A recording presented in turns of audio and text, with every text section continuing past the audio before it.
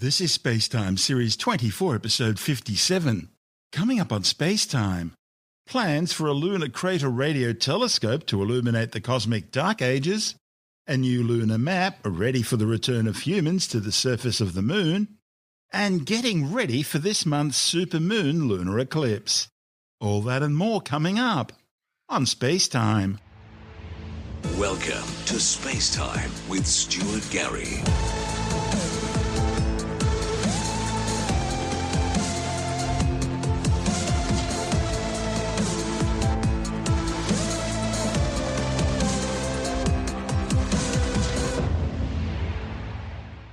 NASA are looking at the idea of building a giant radio telescope in a crater on the far side of the moon. If approved, the project would help astronomers probe the cosmic dark ages, a period lasting for a few 100 million years after the Big Bang 13.82 billion years ago, until the first stars began to shine. The telescope's primary objective will be to measure the long wavelength radio waves generated by gas that would have filled the universe during the cosmic dark ages. Joseph Lazio from NASA's Jet Propulsion Laboratory in Pasadena, California, says while there were no stars, there was ample hydrogen during the universe's dark ages, and that hydrogen would eventually serve as the raw material for those first stars. With a sufficiently large radio telescope off Earth, astronomers could track the processes that would eventually lead to the formation of the first stars, and maybe even find clues about the nature of dark matter. Radio telescopes on Earth can't probe this mysterious period in cosmic history because the 10-metre-long wavelength radio waves stretched by the cosmic expansion from this period are reflected by a layer of ions and electrons at the top of the atmosphere in the region known as the ionosphere.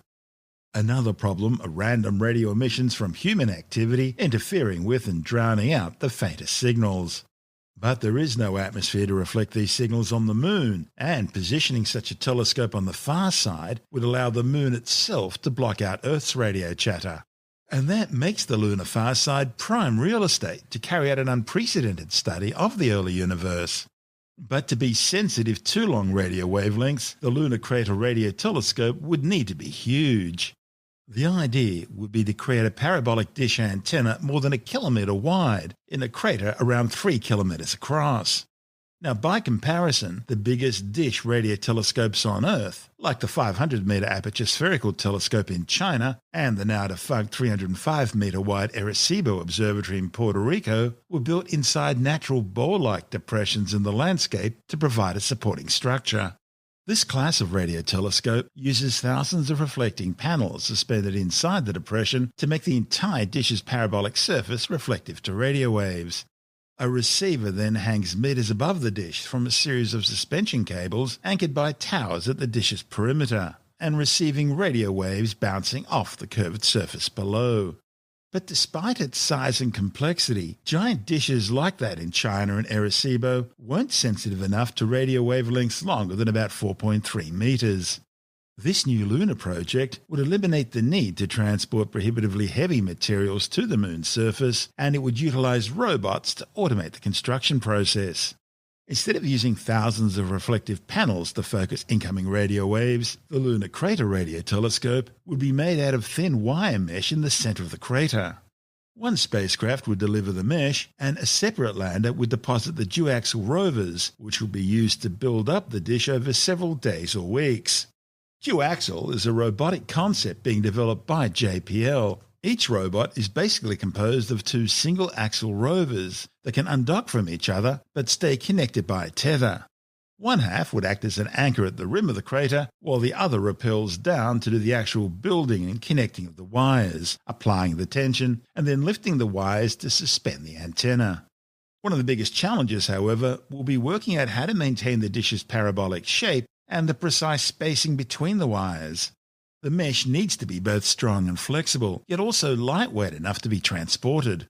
And it needs to be able to withstand the extreme temperature changes on the moon's surface, from as low as minus 173 degrees Celsius at night to a scorching 127 degrees Celsius in daylight.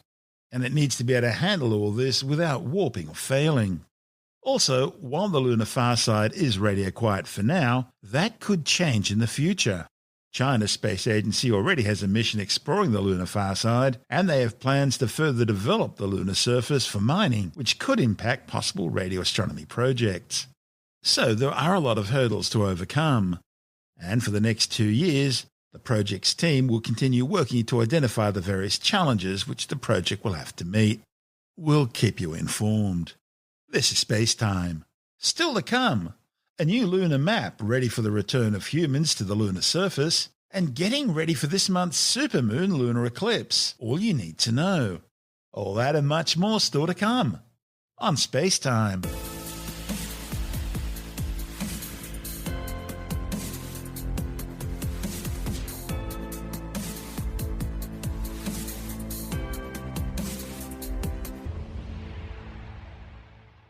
Scientists have put together a detailed new geologic map of the Lunar South Pole region in order to help astronauts who are expected to be walking there within the next 3.5 years. A report in the Planetary Science Journal claims the new map of the Schrödinger Basin region includes significant geological features in the area and at least 3 potential lunar rover paths in order to guide future exploration missions. Located near the Lunar South Pole, Schrödinger Basin is the second youngest impact basin on the Moon, and includes many diverse crustal features and rock types which are important for understanding the Moon's geological history. The impact event which formed Schrödinger Basin uplifted rock lithologies from deep below the lunar surface. Therefore, studying these exposed rocks up close will provide important insights into lunar geology and evolution. The new map was created by Ellen Zablinski and colleagues from the Lunar and Planetary Institute. In 2007, the National Research Council outlined scientific objectives and goals for future lunar missions, including exploration of the South Pole Aitken Basin, the oldest and deepest impact basin on the Moon. And because the Schrödinger Basin is located within the South Pole Aitken Basin, it presents a unique opportunity to study rocks that possibly originated deep below the surface. Many of these rock types are exposed at the surface in multi-kilometre-long rock outcrops in Schrödinger's Peak Ring, an inner ring of uplifted rocks that formed within the basin as part of a rebound from the impact event itself. Sampling rocks within the Peak Ring provides high scientific potential for further understanding the context of Schrödinger's lithologies. Along with the map itself, researchers also created 3 potential paths for rovers to travel through the Schrödinger Basin in order to collect high-priority rock samples. NASA's Artemis 3 mission is slated to take 2 astronauts to the lunar surface in 2024. The mission will feature a crew of 4 launching into trans-lunar orbit aboard NASA's new Orion spacecraft mounted on the agency's new Heavy Lift SLS rocket. Orion will take the crew to the Gateway space station, which will be located in cislunar space. Gateway will act as a sort of staging post for missions going down to the lunar surface. 2 of the Artemis 3 crew members will then board a SpaceX Starship, which will be pre-positioned at Gateway, which will then be used to shuttle the astronauts down to the lunar surface and provide a base of operations while they're down there before returning them to Gateway, where they'll once again transfer into the Orion capsule for the journey back to Earth. This is SpaceTime. Still to come, getting ready for this month's Supermoon lunar eclipse, and China launches more remote sensing satellites. All that and more still to come on SpaceTime.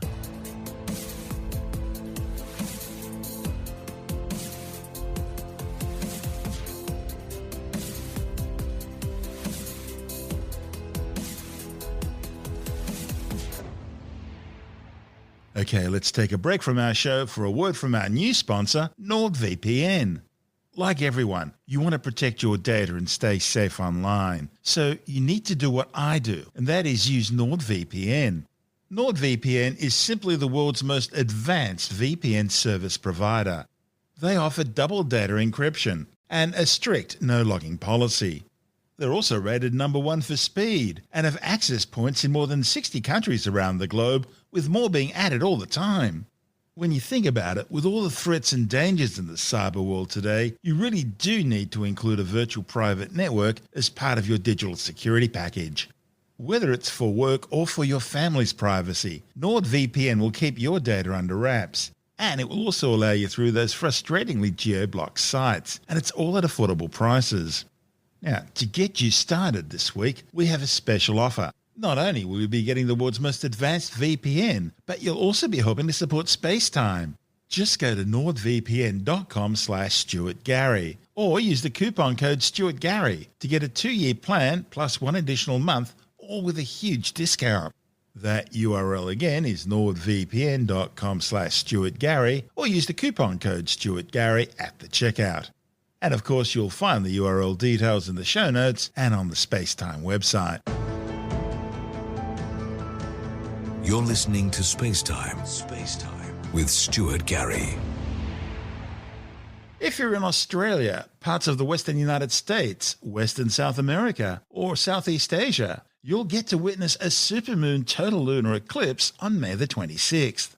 A total lunar eclipse happens when the Sun, Earth and Moon all align, with the Moon passing completely through the Earth's dark shadow or umbra, blocking out sunlight from directly reaching the lunar surface. Instead, the sunlight first passes through and is refracted by the Earth's atmosphere, resulting in Rayleigh scattering, leaving only the longer red wavelengths to reach the surface of the Moon. Now, depending on how different types of dust particles and clouds in Earth's atmosphere affect the light, the lunar surface will glow anywhere from pink to blood red. The celestial spectacular begins at 1847 Australian Eastern Standard Time. That's 8:47 in the morning Greenwich Mean Time, reaching totality by 21:11 Eastern in the evening or 11:11 a.m. GMT. But it's a short total lunar eclipse this time round, lasting only around a quarter of an hour. That's due to the orbital mechanics involved. But adding to the spectacle, and again because of the orbital mechanics involved, will be the fact that it's occurring during a so-called supermoon, meaning a full moon which is at or near perigee, its closest orbital position to the Earth. Now, as we mentioned in last month's tutorial, on average the Moon orbits around 384,400 kilometres away from the Earth. But the Moon's orbit around the Earth isn't circular, but rather slightly elliptical. One part of the orbit will be a bit closer to the Earth, around 357,000 kilometres, that's known as perigee, and another part of the orbit will be a bit further away, around 406,000 kilometres, that's apogee. Now, what all this means is that technically a perigee full moon will appear up to 14% larger and 30% brighter than an apogee full moon, although in reality you wouldn't have noticed the difference if we hadn't told you. And this month's supermoon will be an itsy bit bigger. That's a scientific term. That's because it'll be 158 kilometres closer to the Earth than April's event, although you still won't be able to pick the difference, at least not without using astronomical measuring equipment. This month's Australian Sky and Telescope magazine has a special guide to the event. So, joining us now to talk about it is the magazine's editor, Jonathan Nally. So this is a total eclipse of the Moon. Total eclipse of the Moon, of course, is the safe one to see. You can go out and have a look at it. The eclipses of the Sun are the dangerous ones where you shouldn't be looking at the Sun. But eclipses of the Moon, if you've got a clear sky, get out and have a look. And astronomers have been waiting for a while for a total eclipse. I think it's been almost around about 2 years since we last had a total lunar eclipse. We've had some pretty poor partial eclipses in that time. But this one's going to be a total on May the 26th. Remember that date, May the 26th. But totality will not last long this time. Sometimes it can last for a couple of hours or so. This time it's only going to be 18 minutes. 18 minutes.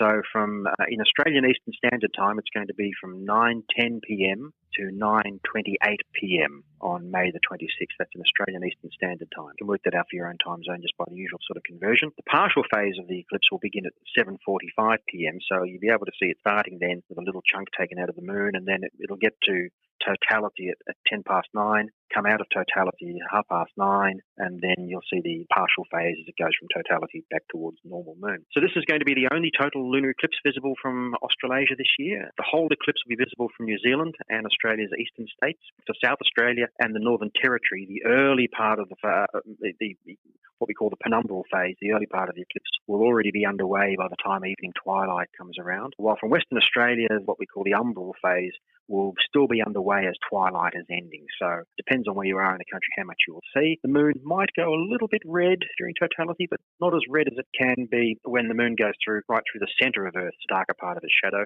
This time the Moon is going to be completely immersed in the darker part of Earth's shadow, the umbra, but sort of right on the edge. So it's not going to be right in the middle where the red rays of light bend through Earth's atmosphere and find their way onto the Moon. And as I said, of course, lunar eclipses, completely safe to watch. You don't need a telescope or anything like that. Just get out and have a a look. Solar eclipses are the dangerous ones, so steer clear of those. Now, lunar eclipses always come within 2 weeks before or after a solar eclipse, don't they? That's right. Yeah, you get a solar eclipse and a lunar eclipse are paired by 2 weeks apart, but they're visible generally in different parts of the world. So if you see this total lunar eclipse this time, you're not going to see the solar eclipse necessarily. And the next solar eclipse, by the way, will be an annular eclipse on June the 10th, and best seen from northern Greenland, parts of Baffin Bay, eastern Hudson Bay, northern Russia, and there'll be a ring of fire there for you to see. That'll be summertime. Oh, it'd be very nice. Think of the white snow and the ring of fire, the circle there. The thing too with a lunar eclipse is that to see totality of a lunar eclipse, you just have to be on the right half of the Earth. You just have to be where you're on the side of the Earth that's pointed towards the moon. Whereas to see totality of a solar eclipse, you've got to be on a very narrow strip of Earth, because the shadow of the moon cast by the sun forms just a very narrow strip. It can be only kilometres wide across the face of the Earth. So you've got to be in exactly the right spot, which is why people who get the eclipse bug, or the solar eclipse bug, do travel all over the world to weird and wonderful places to see their next one. Whereas the lunar eclipse, as long as you're on the right half of the world at the time and you've got a clear sky, go out and have a look. That's Jonathan Nally, the editor of Australian Sky and Telescope magazine. And don't forget, if you're having trouble getting your copy of Australian Sky and Telescope magazine from your usual retailer because of the current lockdown and travel restrictions, you can always get a print or digital subscription and have the magazine delivered directly to your letterbox or inbox. Subscribing's easy. Just go to skyandtelescope.com.au. That's skyandtelescope.com.au, and you'll never be left in the dark again. This is SpaceTime. Still to come, China launching even more remote sensing satellites. And later in the science report, another 7 people suspected of suffering blood clots caused by the AstraZeneca vaccine. All that and much more still to come on SpaceTime.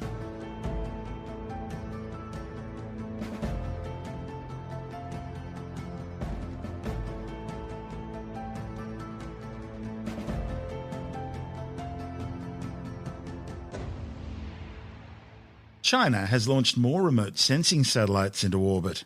The satellites were part of a constellation of 9 spacecraft launched into orbit aboard a Long March 6 rocket from the Taiyuan Satellite Launch Center in northern China's Shanxi province. The mission included the Kolu 1 and Kolu 4 remote sensing satellites. They're each equipped with side aperture radars to obtain microwave ground images of surface features under all weather conditions day and night. Beijing claims the probes are designed to monitor construction, agriculture, forestry and land survey projects around East China's Shandong province. However, the spacecraft will also be used by the People's Liberation Army to monitor China's enemies and keep an eye on its assets. Other satellites launched as part of the same mission are testing new space platform technologies, primarily for data acquisition, communications and remote sensing. This is SpaceTime.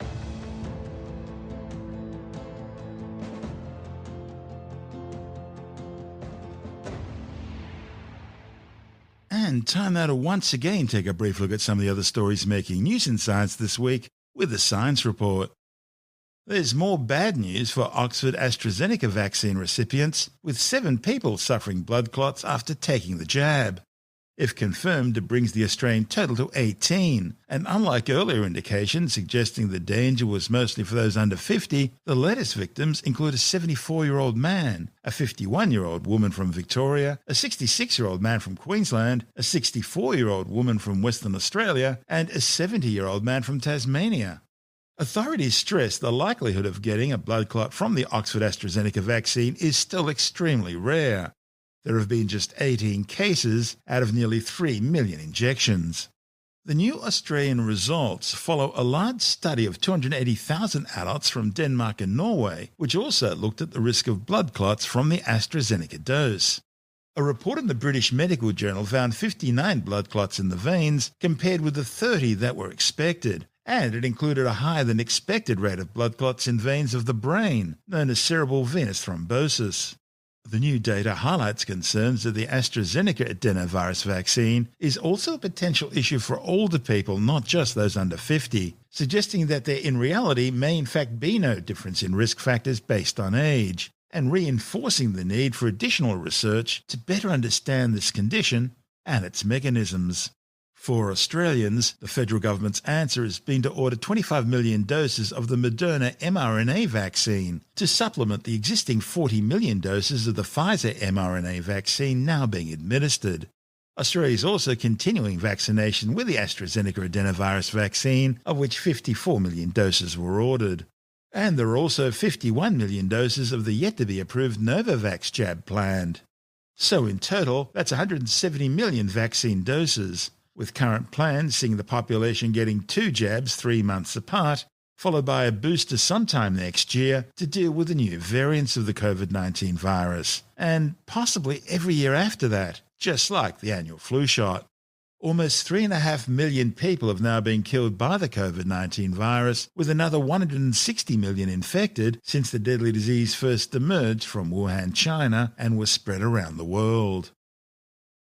A new study shows that vegetarians appear to have healthier levels of biomarkers that can help prevent illnesses like cancer and heart disease. The findings, reported to the European Congress on Obesity, are based on a study of 4,100 vegetarians and 166,000 meat-eaters. However, while the vegetarians had a better overall biomarker profile, they were more likely to have lower levels of some beneficial biomarkers, such as vitamin D and calcium. The authors say this observational study can't prove what causes the healthier profile. But the nutritional differences between meat-eaters and vegetarians may be part of the explanation. Scientists have discovered there are at least 4 distinct species of giraffe. The findings, reported in the journal Current Biology, are based on the sequencing of genomes of 50 giraffe representing all traditionally recognized subspecies. The results strengthen previous findings of limited gene flow among giraffes in different parts of Africa. Until recently, giraffes were widely recognized as one single species with several subspecies. But the new genetic analysis supports the idea of 4 distinct species branching out into 7 subspecies. These include the northern giraffe with subspecies the Kordofan, the Nubian, and the West African giraffe.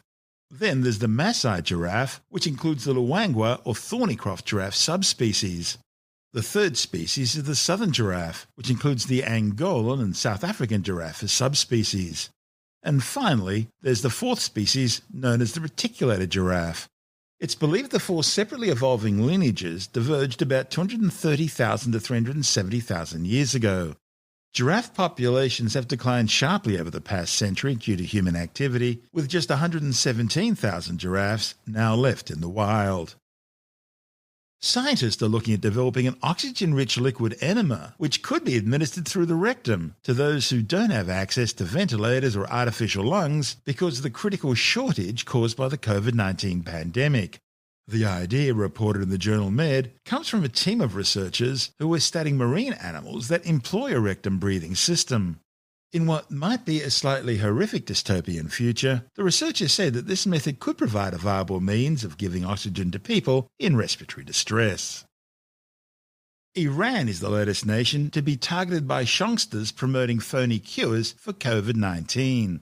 Tim Mendham from Australian Skeptics says those pushing these pseudoscientific treatments are warning people against COVID-19 vaccines, claiming that they'll turn you gay. Well, there are, Iran, you will recall that when COVID first broke out, was one of the places where it hit hard, first of all. No one was quite sure how hard it hit because their statistics that they put out were pretty poor, unreliable in many cases. They probably didn't know how many cases they had. But it gave rise and potential, as it has done everywhere, for quack cures to be suggested. And in Iran's case, because there's a strong underpinning to everything they do of religion, it's in some cases it's the religious authorities that are actually promoting these quack cures. Some of them might not be mullahs or religious people, or religious leaders themselves. One person said, before going to sleep, put a cotton ball soaked in violet oil into your anus, which I don't know is going to cure you from Bummer. From COVID. But this person has 200,000 followers online, and that person also said they'd beware of coronavirus vaccines because they'll turn you gay. And we have similar things here, quite frankly. We have the usual quacks and things often crop up, but they tend not to come from the religious side of things, from religious authorities. Some of them do. Some of them do. I know, but it depends on what it depends on also if you're talking fringe or mainstream. Yeah. Most of the mainstream, your mainstream Christian, whatever, do support coronavirus vaccines and do understand that it is a real thing. But sipping hot camel urine is probably not going to help. And that's another one of the cures. There's all sorts of things. Of course, there's also suggestions that Iran has had a long history of Western influence, to say it the nicest way, or control generally over the years, especially pre-Second World War. And some of the people believe that coronavirus is therefore a colonial conspiracy dreamed up by Zionists and the British to actually destroy the Islamic Republic. It's funny, they've got to get the Jews involved, don't they, no matter what happens? Well, they have to, yeah. How disgusting. But it's part of the course. It's what they do. But these sort of things, pseudoscience, especially pseudomedicine in these particular cases, are rampant, as they are in many cases, but they have also the imprimatur of religion element to it. That's Tim Mendham from Australian Skeptics.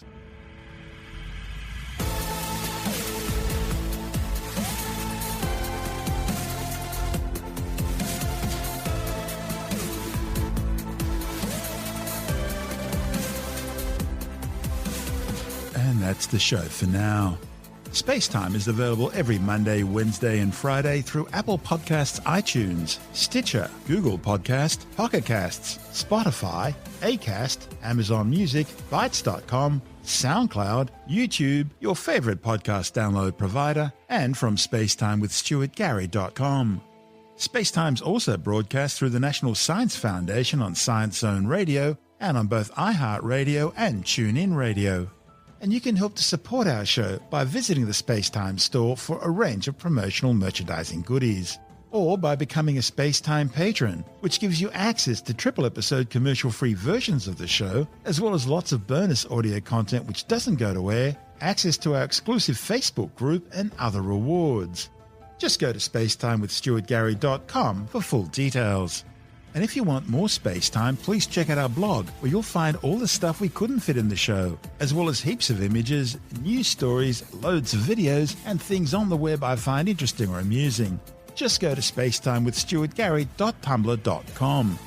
That's all one word, and that's Tumblr without the E. You can also follow us through @StuartGary on Twitter, @SpaceTimeWithStuartGary on Instagram, through our SpaceTime YouTube channel, and on Facebook, just go to facebook.com/SpaceTime with Stuart Gary. And SpaceTime is brought to you in collaboration with Australian Sky and Telescope magazine, your window on the universe. You've been listening to SpaceTime with Stuart Gary. This has been another quality podcast production from Bytes.com.